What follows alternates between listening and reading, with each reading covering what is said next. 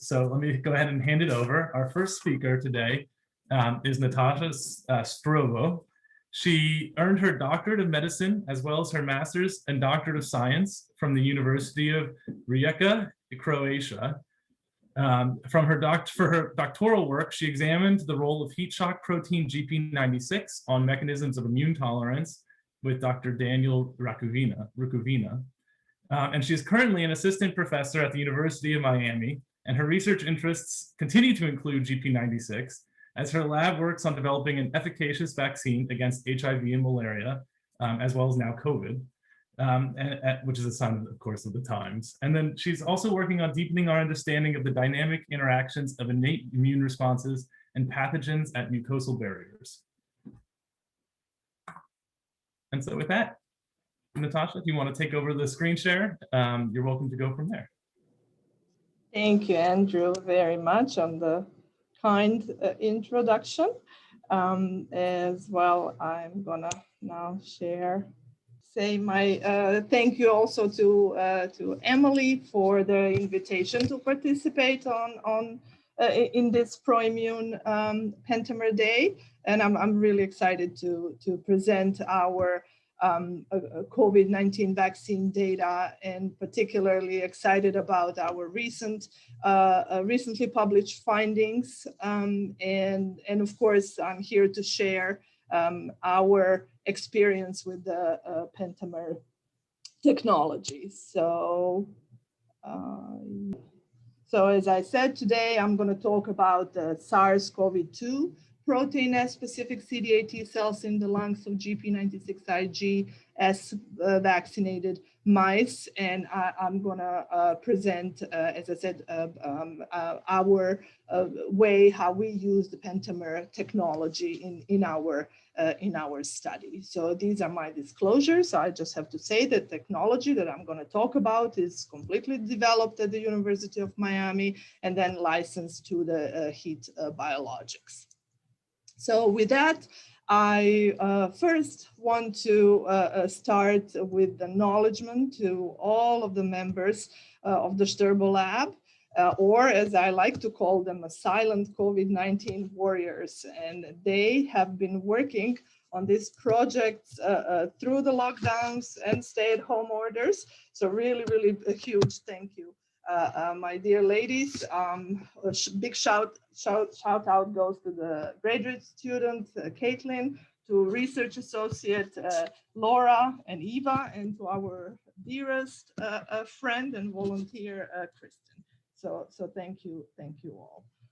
So when we started working on the development of COVID-19 vaccine, that early in March of 2020, there were so many unknowns. And of course, a $1 million question, can we make vaccine at all? And look at us now. In December of 2020, we had not one, but 2 emergency use authorization approvals for the vaccine. And now we are standing in a line and getting the vaccine. So it's absolutely fascinating development of COVID-19 vaccines, and that never ever happened in the history of the vaccine development. So according to the latest update from the World Health Organization, there is a 63 candidate vaccines in a clinical evaluation, and as I said. There is 16 of these candidates are in a phase 3, and there are already 2 emergency utilization use authorization approvals, and a few in the queue. So I'm very proud to say that our own heat shock protein-based vaccines effort were also recognized by the World Health Organization and included on their huge list of the preclinical candidates. And you can find the complete list on the WHO website. So if one wants to develop a protective vaccine, it is crucial to first understand the immunological mechanism controlling infection, including a SARS-CoV-2. So the general rule is that the more similar a vaccine is to the disease-causing pathogen, the better the immune response to the vaccination. So the current knowledge suggests that the antigen-presenting cells, or known as APCs, including the dendritic cells, are basically a key component of successful vaccine strategy. Why is that so? Because antigen-presenting cells play a key role between the innate and adaptive immune responses, and they are critical for the induction. They're critical for the determination of the direction of the adaptive immune responses. And that means that this ideal vaccine should initiate innate immune responses that are capable of directing adaptive T cells as well as the B cell responses toward efficacious activation and removal of the pathogen. And of course, the ultimate goal is development of the long-lived memory responses. So, so there are many platforms out there, and multitude of COVID-19 vaccines candidates are presented by these traditional platforms using attenuated viruses or the viral vectors, as well as the recombinant proteins, to the all we know, well known, to the DNA and RNA vaccines, a little more recent vaccine approaches. So still majority, as shown in this slide, majority of the approaches includes protein-based vaccines, including our own approach. So which one of these platforms is the best? Obviously, that's a question, and all of them have some advantages and disadvantages. So can we do better? Can we actually think outside of the box? And this is exactly what we did here at University of Miami. We developed a vaccine, cell-based shcok protein vaccine. So before we present the technology, we have to know what are the shcok proteins. So shcok proteins are these natural proteins expressed in all of our cells. And their main function is to chaperone proteins. So as you can see, GP96 is the dimer that makes complex with practically all of the endogenous cell peptides. And once cells dies, for example, during the infection, then the GP96 gets outside of the cells and can very strongly activate antigen-presenting cells and present these peptides, including antigenic peptides, to the CD8 T cells. Secreted GP96 Ig technology was developed by Dr. Eckhard Podak, our late chairman in the Department of Microbiology and Immunology, who actually engineered this fusion protein, GP96 Ig, simply by depleting this retention signal with the IgG portion, Fc portion of IgG or IgG molecule.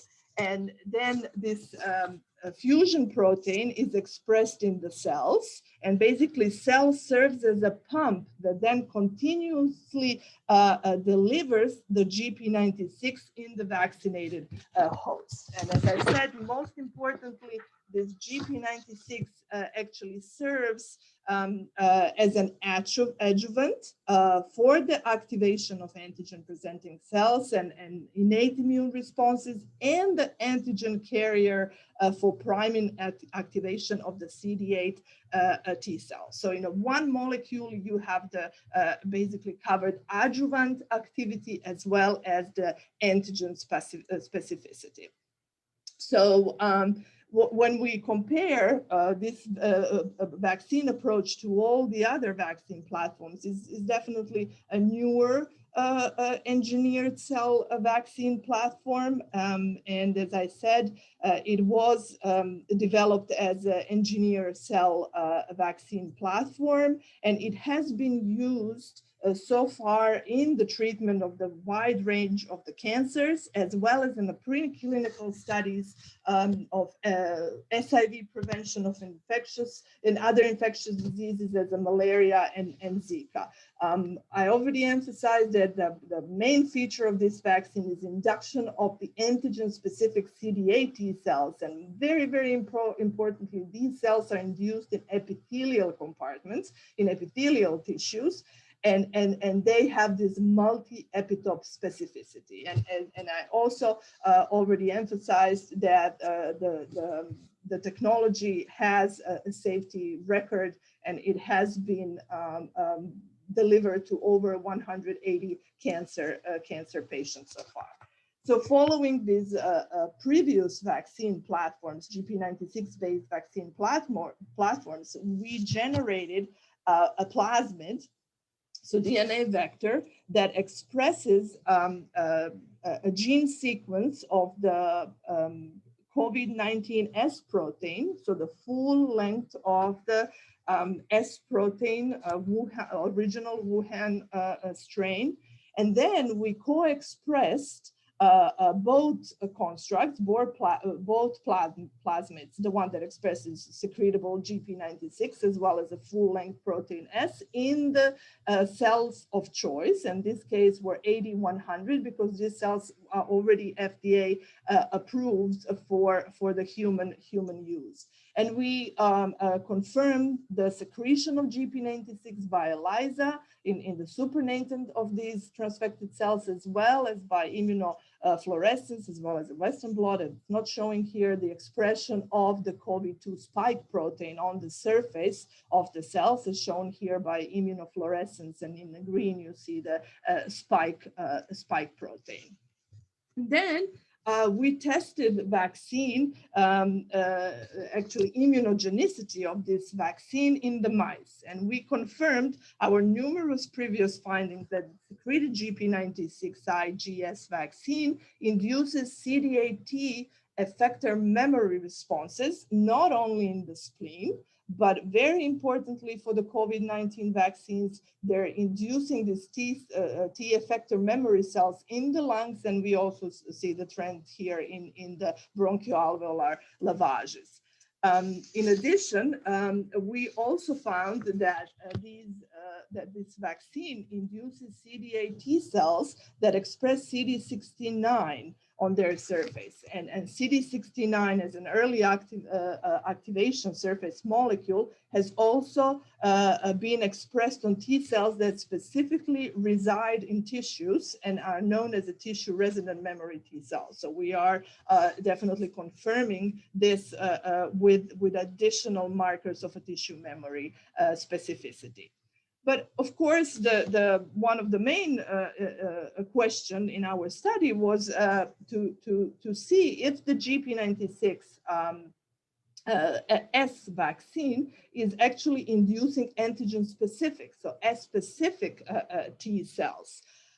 So what is known about spike protein, surface glycoprotein S, that in addition to its surface expression on the infected cells, so if this is infected cells, we know that infected cells are expressing protein S on the surface. It is also known that the protein S gets processed and the peptides are then expressed within the HLA or MHC class 1 molecules on the surface of these infected cells. So our hypothesis was induction of the S-specific T cells, CD8 T cells, by the GP96I-GS vaccine will induce the cells that are going to be able to recognize these peptides, S-derived peptides, on the surface of infected cells. So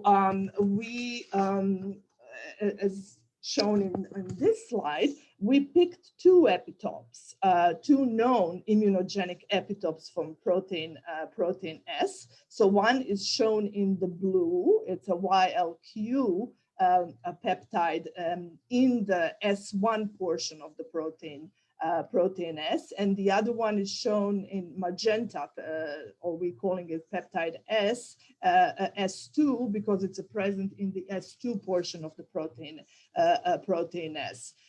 So to test our hypothesis, we used a well-established transgenic mouse model that expresses human HLA-A2-1 molecules on all of the cells, and has been successfully used in numerous others HLA-restricted CTL vaccine development studies, including HCV, HIV, and many others.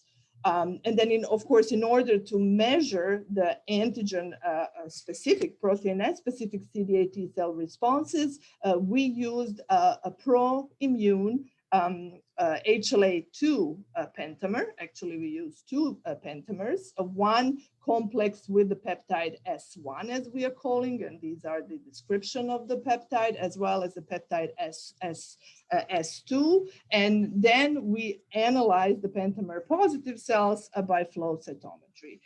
In addition, we also stimulated the cells, and the cells that I'm talking about, the spleen cell, lungs, and the bronchoalveolar lavage cells. We stimulated the cells with the S1 and S2 overlapping peptides and measure intracellular cytokine production. So what we have found is that our vaccine induces very high frequencies of the HLA-2 peptide S1, shown in blue, specific, and peptide S2 specific CD8 T cells, not only in the spleen, but also in the respiratory tract, primarily in the bronchoalveolar lavages, or shown in this slide in a little more details. We are showing actually significant increase in the pentamer positive cells in all compartments for both peptide S1 as well as S2, with the highest frequency in the bronchoalveolar lavage sample. Also here on the bottom, you can see the representative flow data for the pentamer positive cells, and it's really impressive frequencies that are induced in the bronchial, that we can find in the bronchial alveolar lavage sample. As I mentioned before, we also looked at the polyspecific immune responses by the stimulation with the peptide, and measuring the interferon gamma, TNF alpha, and IL-2 cytokine expression in CD8 and CD4 T cells in the different compartments. So in addition to induction of the S-specific CD8 T cells in the spleen and the lungs, we also found S-specific CD4 T cells, particularly in the lungs, and more so when we looked at the proportion of the cytokine producing cells, we found a high expression of the IL-2 in both CD8 and CD4 cells in the lungs. And then finally, we found that secreted GP96S vaccine induces protein S-specific memory CD8 T cells in the spleen and in the lungs. So we observed increase in the frequency of S1 specific CD8 T cells in the spleen, lungs, and the bowel, in all animals receiving the second dose of GP96 at day 30. So even though the magnitude of the primary and secondary CD8 T cell responses was similar, as you can see here, what we have seen is that contraction of the vaccine-induced antigen-specific CD8 T cells that is shown here in B was different during the primary, shown in white, and the secondary response shown in black. So we observed a more rapid contraction of the CD8 T cells after the primary vaccination, with actually 68% of loss of the antigen-specific CD8 T cells from day 5 to day 30, compared to only 25% of decrease in antigen-specific CD8 T cells during the secondary responses. So the program of contraction in the CD8 T cells that are responding to the second dose of the vaccine was prolonged. And that results in the increased frequencies of the memory as specific CD8 T cells. And we also looked a little bit more in the detail on this S1 specific T cells, and we confirmed that in all of the compartments, these cells express CD69 as well as the CXCR6, the additional marker of the tumor of a tissue memory cells. So in the summary, I've shown you that the GP96 COVID-19 vaccine is a self-adjuvanted vaccine that closely mimics a native viral infection. It induces adaptive immune responses, as we show, primarily CD8 T cell responses, but also innate, and I didn't have a time to talk about that. But very important for the COVID is that it induces this antigen-specific CD8 T cells in the lungs. And there we are proving in this study that multi-epitope SARS-CoV-2 specific T cell responses can be induced by this vaccine. And that's really very important and very hot question now when we know that these new variants and mutations of the SARS-CoV-2 are here among us. And we know that we have to have the response that it's able to protect beyond the current strain of SARS-CoV-2. We also showed the long-lasting immunity, and didn't have a time to show additional effect of the additional features of this vaccine, that it can be combined with the proteins, recombinant proteins, and induce antibody responses. So we are currently also pursuing this combinatorial approach as well.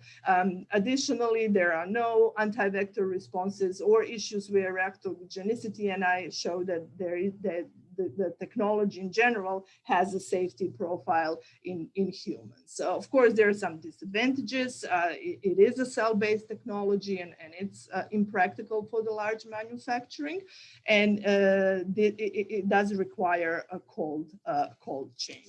But on the end, I would like to leave you with this final summary of the principle of cell-based shcok protein COVID-19 vaccine. That once vaccine cells are injected into the host, they actively secrete GP96 in a complex with the S peptides. They activate antigen-presenting cells and cross-present the S peptides to the CD8 T cells. But most importantly, they are also priming T cells in such a way that they express a surface markers that will enable them to get inside of the epithelial tissues, inside of the lung tissue, and directly recognize the SARS-CoV-2 infected epithelial cells.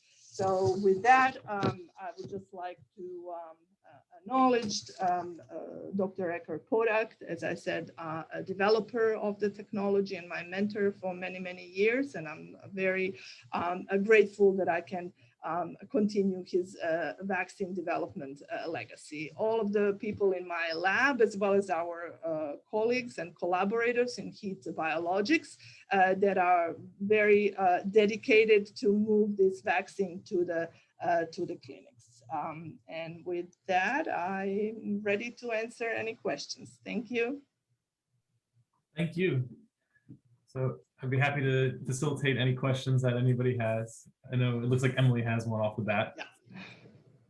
I think I can unmute myself. Thanks so much, Natasa. You had mentioned the secreted cytokine levels. I was wondering if you also then looking at the Pentamer specific CD8s, if you did any intracellular cytokine staining in combination to look if those levels were any different between the Pentamer positive CD8s and then those that weren't positive.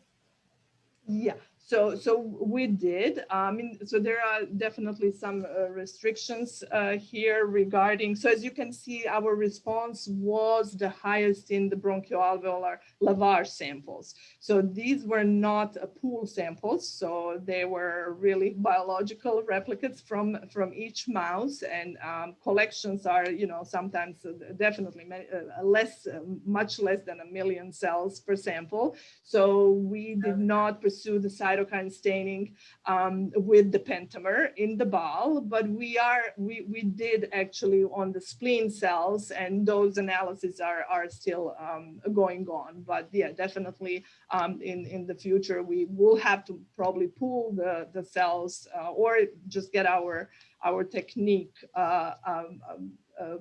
tuned better, and then we are open definitely for the new technologies that will accurately provide the answer about the cytokine production on this small number of cells. Great, thank you. I know I actually also have a question, if that's okay. You had mentioned early in the talk, sort of in the beginning, that there was about 16 candidate vaccines in development right now for COVID alone. And I guess I'm just trying to get an idea of how you see in terms of the marketplace. This is kind of a very general question. In terms of the marketplace, all 16 of these vaccines kind of coexisting, or are they, you know, obviously there's a few that have sort of emerged already and have made it to the market, but is this the kind of thing where the scope of the pandemic is so large that we're going to need all 16 to address this? Yeah, and that's probably won't be enough. Yeah, I mean, it's really, you know, as keep on, you know, everybody are saying that we never ever experienced something at this level, and that, you know, it's absolutely going to take a time to establish, you know, the production and delivery, and, you know, everybody are learning. So in the meantime, I think everybody have the chance to get out there, and you know, as soon as they prove that they're safe, that's right. Most important. So that, you know, so many times said, no cutting corners. So it really, you know, this is variety of different approaches. Most of them, as I will again, are really focused on the induction of neutralizing antibodies, and did not, I would say, just even pay so much attention on the T cells, unfortunately, some of them, but this is absolutely necessary. Everybody will agree with that, you know, induction of both arms of the antibody as well as the T cell responses is what is final, you know, ideal protection in any way. So I think there is room for everybody. I guess kind of following up on what you just said, given that they have slightly different modes of action and slightly different ways of adjuvant, you know, the adjuvant activity, things like that, do you think there's room for them to be applied in parallel, where you have like a multi-vaccine approach, or one followed by another, like a 1-2 punch? Yeah, absolutely. I mean, especially now when, you know, we do have these highly protective vaccines, as, you know, at least that's what, you know, all the data is showing. I think even when you are applying for new clinical trials, you will have to include, there will be no placebo control without no vaccine, all right? So you will have to actually show your protection in comparison to other vaccines, and that definitely opens the door that you can, you know, depending on your strategy, probably, you know, you want to try and combine the strategies. I definitely see that as you know, future goal. Okay. Hi, Natasha, I have a question. Yeah, sure.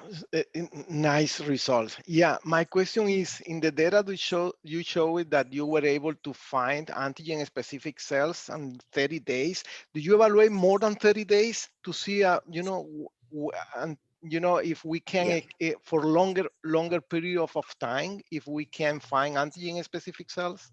Yeah, so we are doing that. So, we have 60 days that, we're following up. So this was, just to measure the kind of the first response after the boost, which was 5 days after each Yes. dose. But then we do have the groups as well that we are looking at, after the second boost. So we don't have that data yet. Okay. It is, what we have seen with this contraction, that it's different between the primary and secondary dose is really, what we are expecting, that we are going to find these guys lingering around in the detectable frequencies over the long period. I mean, that's what we have seen in the other models, SIV. We didn't look at the malaria so long, but definitely there is a cues there that pointing to that. Okay, thank you. Mm-hmm. Okay. And then maybe just no question, I just want to say that, you mentioned the tetramer. So my own experience from way back is that, the Pentamer technologies is definitely so much more potent from, some tetramer technology that I used previously. And as particular as a young student and chasing dots on the screen, it was very frustrating. But avidity of the technology of the Pentamer is really amazing. So I after doing a proper titration, I would definitely recommend. We definitely appreciate that. I know Shivali had a question in the chat. It seems like that kind of overlapped a little bit with Roberto's. I don't know if Shivali, if you want me to unmute you really quick, and if you had anything else to add to that. Yeah, so she did partly answer it, but my question was that at day 30, the dip that you see in cells or the antigen specific T cells, did you try to boost them? Like, did you stimulate them in culture or something, and then see if you can find more? Like, I'm just like, I must have missed that part probably.